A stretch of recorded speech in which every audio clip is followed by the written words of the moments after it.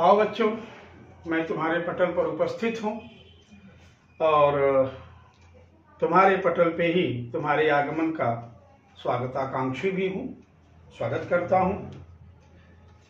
आज आप लोगों को भाषा की उत्पत्ति और भाषा की परिभाषा, दो एक ऐसे विषय हैं जिनको मैं आप लोगों की कॉपी चेक करते समय या अन्य अपने सामाजिक स्थितियों में बहुत कुछ इसमें हम उलट फेर पाते हैं। बच्चों को ये पता नहीं चल पाता कि भाषा का उपयोग बताया जा रहा है या भाषा की परिभाषा बताई जा रही है। तो बहुत सारे हमारे शिष्य हैं, छात्र हैं, जो कई बार ये प्रश्न किए कि गुरुजी भाषा की परिभाषा है या ये भाषा का उपयोग है। तो कई द्वंद्व उनको में आए। आज उसी विषय को अपना विषय बनाते हुए और आप लोगों के अंदर के ये डाउट्स हटाकर कि परिभाषा क्या है और उसका उपयोग क्या है, मैं इस विषय को आपके सामने प्रस्तुत कर रहा हूं। मेरे बच्चों, सबसे पहला चीज है कि भाषा को अगर गौर से देखोगे तो भाषा किस धातु से निष्पन्न है? भास धातु से। भाषा किस धातु से निष्पन्न है? भास धातु से। ये रही आपकी भास। भास का मीनिंग क्या है? भास का मतलब क्या हुआ? मैं परिभाषा को ही क्लियर करने के लिए डिफाइन कर रहा हूं। मैं परिभाषा को ही क्लियर करने के लिए इस चीज को डिफाइन कर रहा हूं। ठीक मित्रों, कि भाषा भास धातु से निष्पन्न है, ये जान लीजिए। संस्कृत भाषा में जितने भी शब्द अस्तित्व में आए, वे शब्द मूल रूप से किसी न किसी धातु से ही निकले हैं। उन धातुओं में जब हम तिंग प्रत्यय लगाते हैं तो क्रियार्थक निकलता है, असुप प्रत्यय निकालते हैं तो नाम धातुएं आती हैं।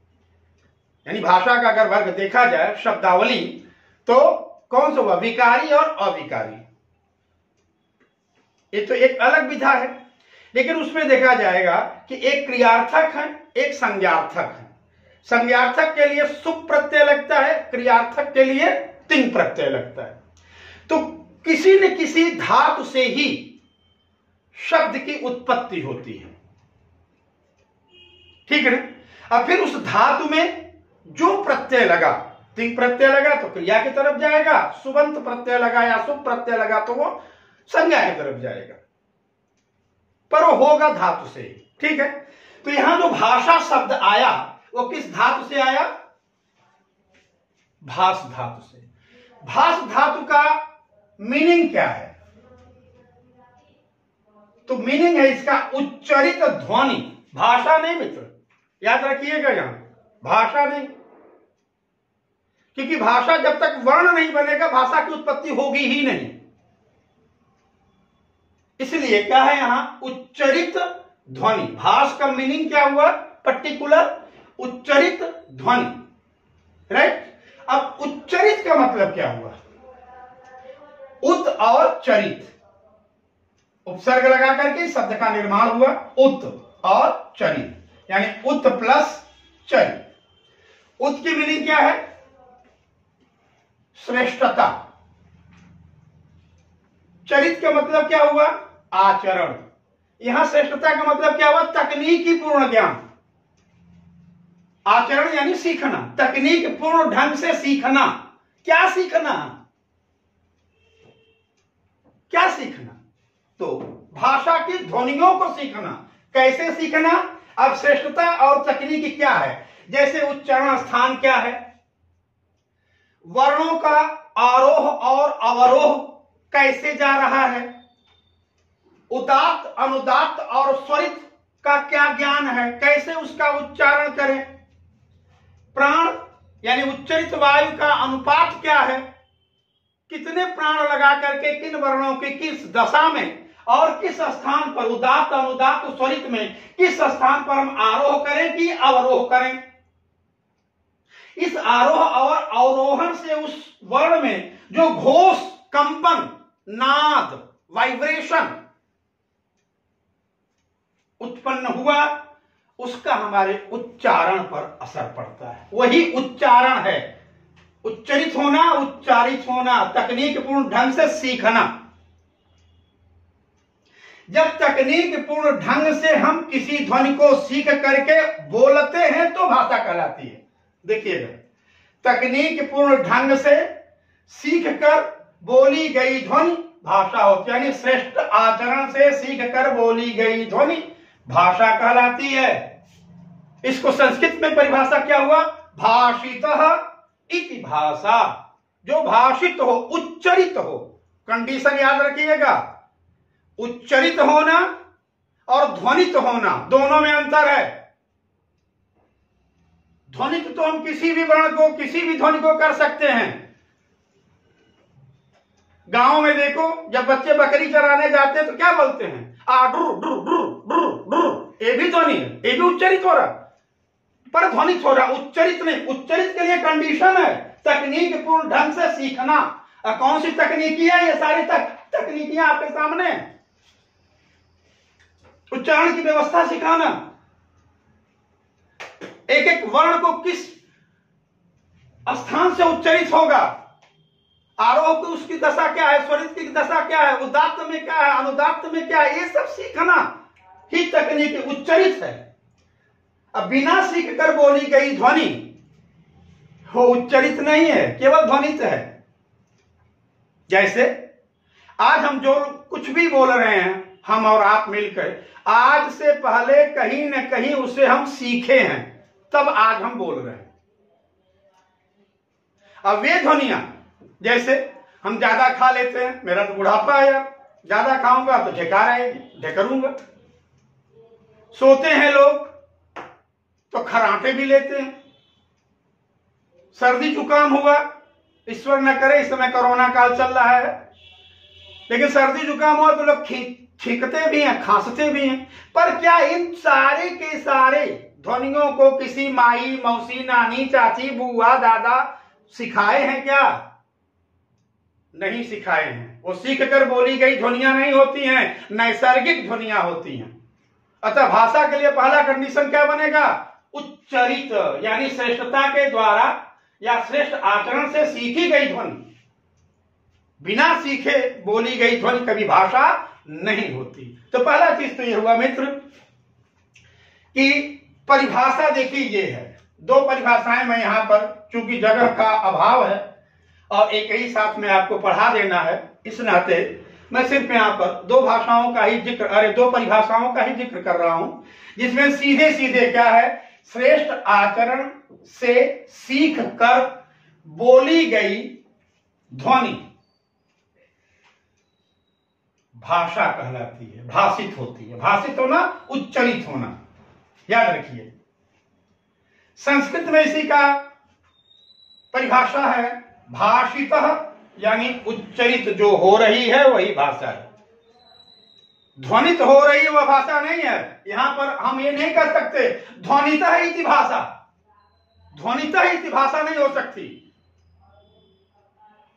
उच्चरितः इति भाषा, यानी भाषितः इति भाषा। तो भाषा के लिए कंडीशन क्या है? उच्चरित ध्वनि। क्या कंडीशन है? उच्चरित ध्वनि।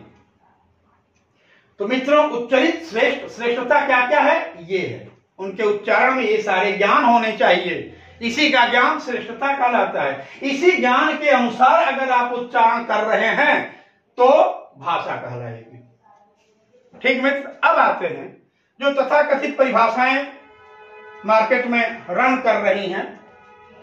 कुछ किताबों में भी यही परिभाषा बच्चों को बताया जा रहा है कि संप्रेषण के माध्यम को भाषा कहते हैं। नहीं मित्र, ये भाषा का उपयोग है, परिभाषा नहीं। ये भाषा का उपयोग है, परिभाषा नहीं। भाषा भाव की वाहिका होती है, यूज ऑफ लैंग्वेज। ये तो यूज ऑफ लैंग्वेज है ना यार, कि मीनिंग ऑफ लैंग्वेज है, ये बताइए यार। ये वाक्य भाषा का उपयोग बता रहा है कि भाषा की परिभाषा को बता रहा है? किसको बता रहा है? ये तो उपयोग बता रहा है। उसी तरह विचारों के आदान प्रदान के माध्यम को भाषा कहते हैं। ये तो अपने आप में ही एकदम क्लियर बोल रहा है कि नहीं, मैं उपयोग हूं, मैं परिभाषा नहीं हूं। तीसरा, वक्ता, श्रोता और विषय। वक्ता, श्रोता और विषय के संगम को भाषा कहते हैं।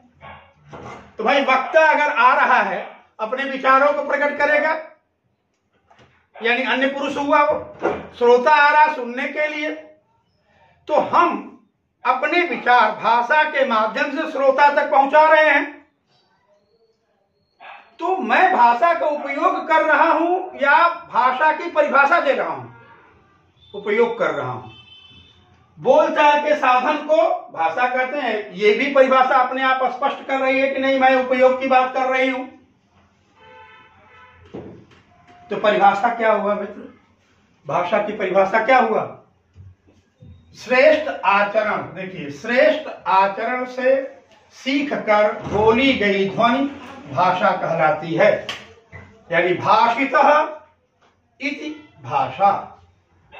जो उच्चरित हो, उच्चरित का कंडीशन, ध्वनित और उच्चरित में अंतर है मित्रों। बार बार आप लोगों को बता रहा हूं क्योंकि आप लोग आईएएस और पीसीएस की तैयारी कर रहे हैं, नेट की तैयारी कर रहे हैं, जीआरएफ की तैयारी कर रहे हैं, टीजीटी, पीजीटी, आरओ, एआरओ या टेट सीटेट।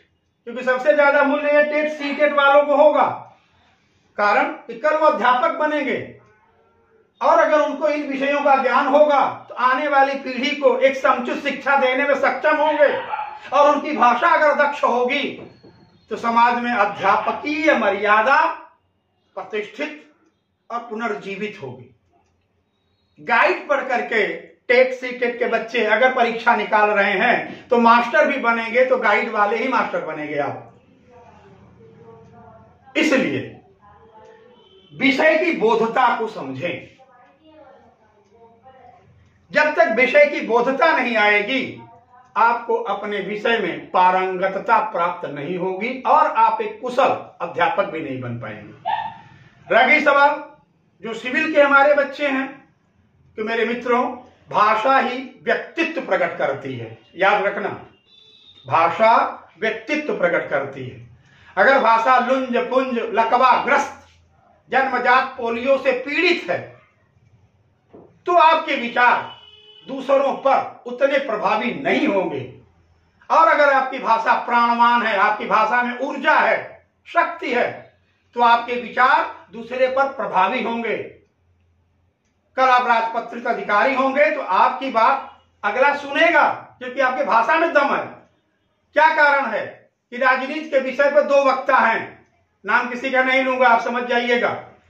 एक को लोग सुनते हैं और दूसरे को कहते हैं अरे यार तो पप्पू है। ठीक है, क्यों? ये इतना बड़ा अंतर किस बात से आया? भाषा के ज्ञान और अज्ञानता से।